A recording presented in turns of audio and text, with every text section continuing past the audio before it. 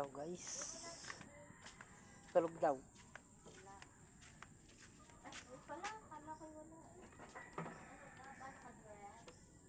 Dito po tayo sa bahay ni nanay.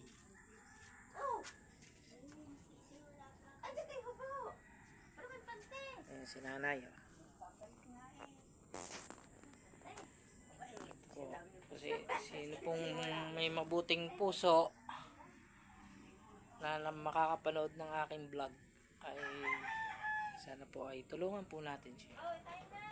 Ito po ang bahay niya. Yan si nanay. Nanay, kaway.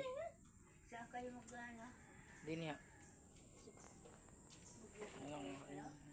Oh, hindi, oh.